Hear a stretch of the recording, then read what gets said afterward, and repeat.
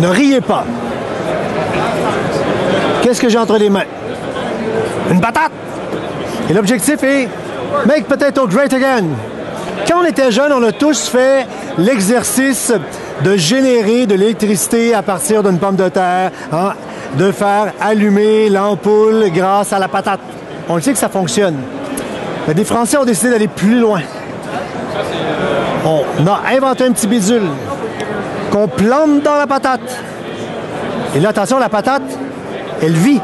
C'est un être vivant, c'est un végétal. Ça lui a fait mal. Mais elle s'en remettra.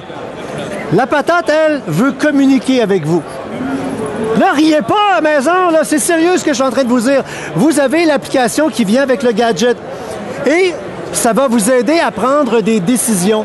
Des décisions que vous n'arrivez pas à prendre. Vous lui demandez des questions fermées. Parce qu'elle va répondre, la patate, oui, non, peut-être. Est-ce que je devrais mettre une chemise blanche pour aller au CES aujourd'hui? Et avoir eu ma patate m'aurait dit ce matin, oui, parce que tu es beau dans ta chemise blanche. Ou peut-être, et à la question, est-ce que si on pose 2 fois de fil la même question à la patate, est-ce que la patate va répondre de la même façon? On se fait répondre de façon très sérieuse par les scientifiques derrière la technologie. Ben, ça dépend. La patate est un être vivant. Il se peut fort bien qu'elle change d'idée en fonction de ses émotions. Et quand on se dit, est-ce qu'il faut s'attacher à la patate, parce qu'une patate, c'est toute bonne patate, fait qu'il va arriver à mener du mou dans la patate, ben vous remarquerez qu'à la longue, la patate finit par noircir un peu. Et lorsque la communication se fait moins bien, il faudra faire un autre trou dans la patate pour que la communication aille bien, jusqu'à ce que la patate décide d'aller faire d'autres patates.